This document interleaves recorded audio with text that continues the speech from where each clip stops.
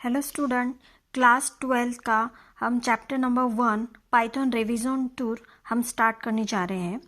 तो Python revision tour में मतलब क्या है, जो हमने क्लास 11th में पढ़ा है उसी का रिवाइज एक बार है। तो आपको ये पता ही है कि इसका इन्वेंशन किसने किया था। गाइडो वैन रॉसम ने 1919 में किया था। और जो कुछ भी आप वहाँ पे पढ़े हो यहाँ पर हम उसका एक रिवाइज फॉर्म करेंगे। तो let's start the introductions and now the first of all we see the tokens in Python. तो हमारे जो पाइथन कोड में हम जो भी कोड लिखते हैं उनको फेयरली उनको कहते हैं कि टोकन्स। इसमें बहुत सारे टोकन्स यूज़ होते हैं। तो कुछ टोकन्स उसमें जैसे कुछ कीवर्ड्स होते हैं, कुछ आइडेंटिफायर्स होते हैं, कुछ पंचुएटर्स होते हैं, लिटरल्स होते हैं। जैसे आप यहाँ पे देखो, छोटा सा कोड है, आपको दिख रहा है जैसे फॉर यूज़ किया है। ये क्या है? कीवर्ड है। A1 ये जो है लिटरल्स है, सॉरी आइडेंटिफायर है।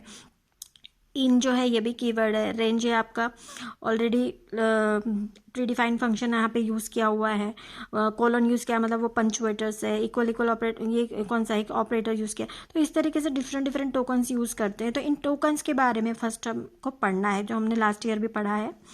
तो फर्स्ट है इसमें कीवर्ड्स। तो कीवर्ड्स क्या होता है? ये एक रिजर्व वर्ड्स होते हैं जिनको हम एज ए आइडेंटिफायर उसको यूज़ नहीं कर सकते, है ना। Keywords are the predefined word that special meaning to the language compiler और इंटरप्रेटर। उनका एक स्पेशल मीनिंग होता है, उनको हम एज ए आइडेंटिफायर यूज़ नहीं कर सकते। तो देयर आर यहाँ पे आपके कीवर्ड्स दे रखे हैं, जैसे फॉल्स है, none, true, and, is, assert, break, class, continue, that, del, elif, else, except, finally, for, from, global, it, import, in, is, lambda, nonlocal. इस तरीके से ये सारे आपके कीवर्ड्स हैं। आफ्टर दैट आइडेंटिफायर्स मतलब कोई भी अगर आप वेरिएबल क्रिएट कर रहे हैं या फंक्शन का नेम क्रिएट कर रहे हैं, तो ये क्या होता है? आइडेंटिफायर्स होते हैं। मतलब यूज़र डिफाइन नेम, जो यूज़र खुद क्रिएट करता है। यूज़र मतलब कौन? प्रोग्रामर। जब हम प्रोग्राम लिख रहे हैं उन्हें यूज़र कहते हैं ना। तो जो यूज़र क्रिएट कर रहा है उनको आइडेंटिफायर्स कहा जाता है। तो आइडेंटिफायर्स के नेमिंग के कुछ रूल्स होते हैं। वो रूल्स हमने पिछले बार भी देखे थे, लेकिन हमको यहाँ से रिवाइज करना है। तो रूल क्या क्या है? जैसे पहला रूल है कि आपके variable must names must only be non keywords with no spaces in between. मतलब नॉन कीवर्ड होना चाहिए। अभी हमने कीवर्ड देखा था, कीवर्ड क्या था? रिजर्व वर्ड था। तो कीवर्ड को हम एज ए आइडेंटिफायर या वेरिएबल नेमिंग में हम नहीं यूज़ कर सकते।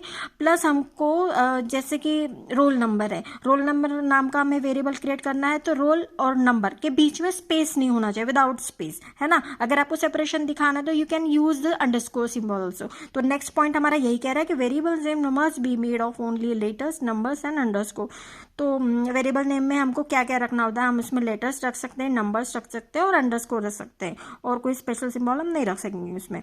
उसके बाद में variable names can begin with a number, can not begin with a number although they can contain numbers. मतलब वेरिएबल नेम जब हम क्रिएट करते हैं तो स्टार्टिंग में नंबर नहीं होना चाहिए। हाँ, हालांकि वेरिएबल नेमिंग में हम नंबर्स ले सकते हैं, नंबर्स रख सकते हैं, लेकिन बिगिनिंग में नहीं।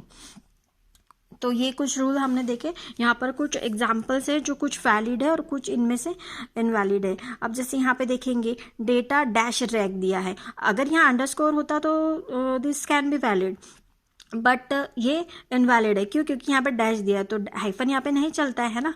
फिर ये एक वेरिएबल है 29 से स्टार्ट किया है, तो स्टार्टिंग विद नंबर्स, तो ये भी रॉन्ग है। ब्रेक क्या है? कीवर्ड है हमारे, तो ब्रेक को भी हम एज आइडेंटिफायर नहीं ले सकते।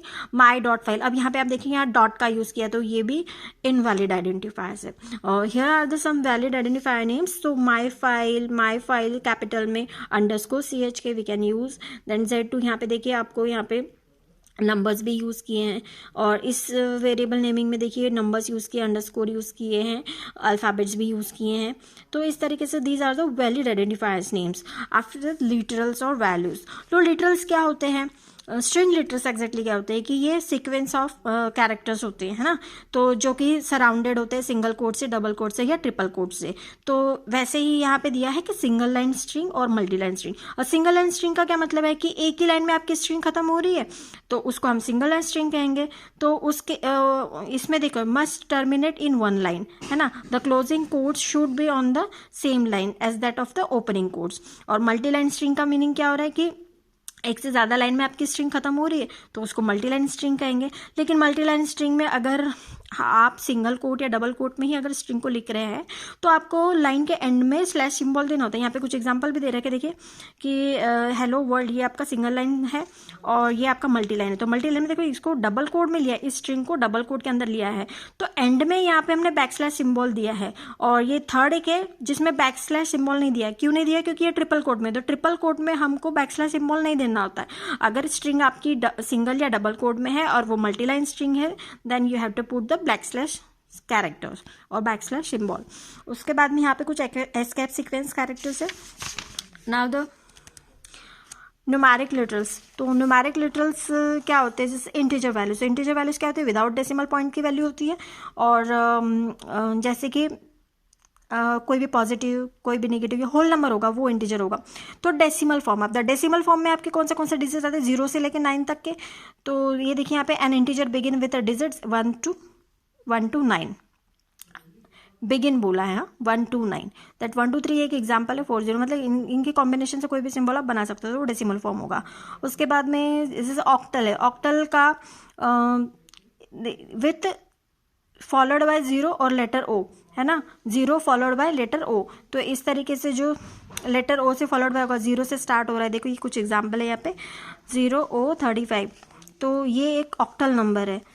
उसके बाद में हेक्साडेसिमल नंबर। हेक्साडेसिमल नंबर के बारे में आपको बताने की जरूरत नहीं है। तो कैसा होता है कि 0 बिगिन से स्टार्ट होता है और x फॉलोड बाय x। यहाँ पे एक एग्जांपल है जैसे 0x73। तो ये आइडेंटिफाई है, मतलब हम कैसे आइडेंटिफाई कर रहे हैं, ये एक हेक्साडेसिमल डिजिट है। हेक्साडेसिमल में A to F तक के कैरेक्टर्स आते हैं।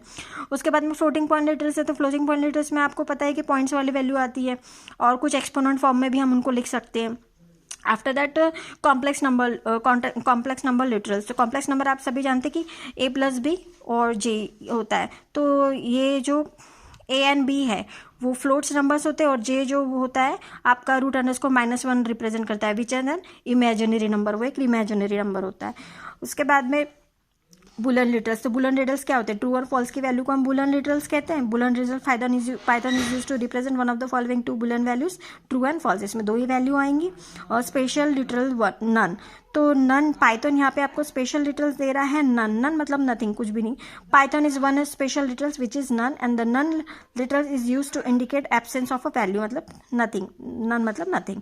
ऑपरेटर्स है, तो ऑपरेटर्स यहाँ पे बहुत यूज करते हैं, जैसे अरिथमेटिक ऑपरेटर्स है, प्लस माइनस मल्टीप्लाई डिवाइड और मॉड्यूलस साइन, और बिटवाइज ऑपरेटर्स है, और रिलेशनल ऑपरेटर्स है, less than greater than, logical operators है, and or not, assignment operators है, membership operator, in not in, इस तरीके से अरिथमेटिक असाइनमेंट ऑपरेटर है, जैसे divide equals to, plus equals to, minus equals to.